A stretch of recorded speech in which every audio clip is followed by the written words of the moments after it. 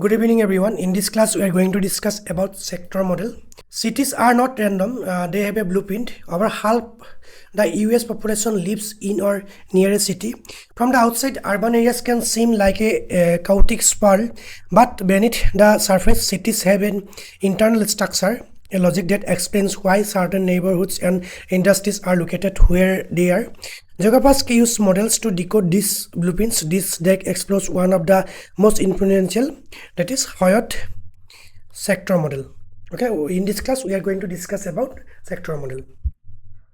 Okay, in the early 20th century, Chicago was a laboratory for urban studies due to its rapid growth. In 1939, economist Homer Hoyt observed that cities did not just grow in perfect rings as the earlier concentric zone model suggested.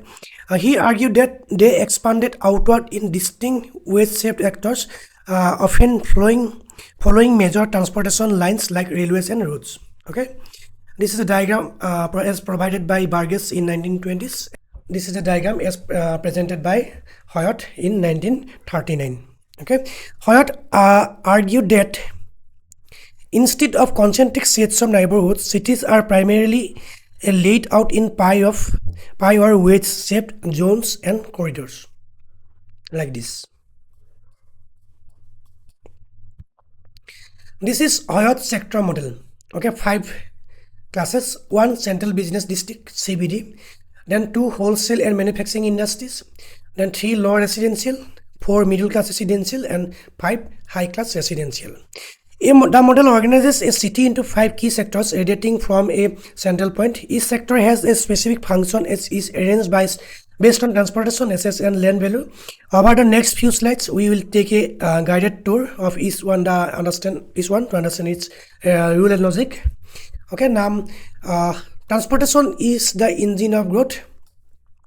The defining feature of Hoyt's model is its emphasis on transportation. Major transport routes, rail lines, canals, and later highways act as arteries. Industrial corridors develop along them to minimize cost, and residential sectors are arranged based on their access to these arteries and their distance from industrial pollution. This is why the city grows in wedge, not perfect rings. Okay, Hoyt argued that instead of concentric sets of neighborhoods, cities are primarily laid out in pie or wedge-shaped zones and corridors. Okay, like this: central business district, wholesale and manufacturing industry, low class residential, middle class residential, and high class residential.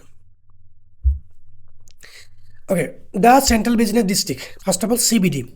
At the core of the model is a CBD, the commercial and business center of the city. It's the hub of economic, social, and political activity where land value is highest. Think skyscrapers, corporate headquarters, and major banks. In larger cities, this is often called the financial district. All major transport networks converge here. Okay, CBD. Then the industrial corridor. Radiating out from the CBD along major transportation routes are the industrial sectors. These zones for wholesale and manufacturing depend on efficient transport, rail, barge, freight, for goods and services. The noise, pollution, and traffic from these areas making them unattractive for most residential living. In Chicago, these corridors followed the railroad lines and the Illinois-Michigan Industrial Canal. Then, low-class residential life by the factories. Located adjacent to the industrial corridors are the homes of the working class. The primary driver for this location is minimizing the commute to factory jobs. Housing is cheap due to its proximity to industry, where pollution and environmental hazards results in poor living conditions. This sector is often stereotyped as being on the outer side of the track. This picture depicts the low-class residential life by factories. Middle class residential, a balance of access and comfort. The middle class residential sector is the largest residential area in the model.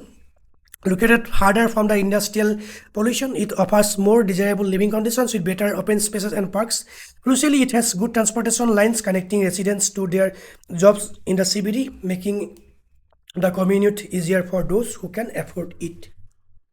Okay, this picture represents the middle class residential in sector model.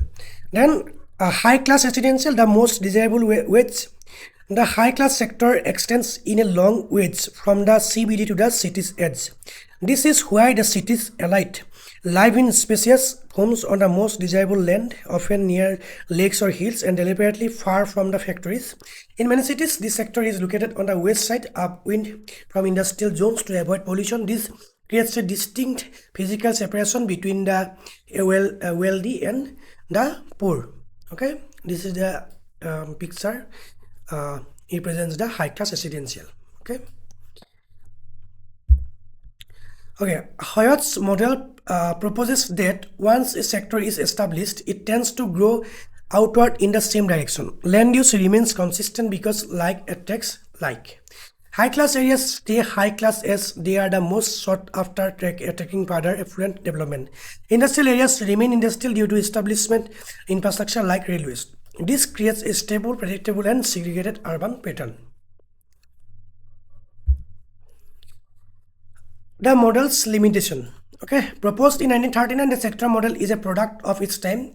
Its predictive power is limited by several modern developments like the automobile. The model is based on real transportation. Widespread car ownership allows people to commute from ship land far outside city boundaries, breaking the rigid sector structure. Then diminishing CBD. Many retail and office functions have moved to suburbs and edge cities, decentralizing the city's core. Then physical geography, the model does not account for how physical features like mountains or rivers can restrict or direct growth. Urban planning, it gives no regard to the rule of zoning laws and planners in shaping land use. The Hoyt sector model provides a powerful lens for understanding urban structure. It moves beyond simple circles to show how cities grow outward in wedge-shaped sectors driven by the critical arteries of transportation. While not a perfect depiction of modern cities, it remains a foundational tool for explaining why our cities look the way they do. Okay, that's all for today. If you have any doubt and query, just let me know in the comment section. Thanks for watching. Thank you.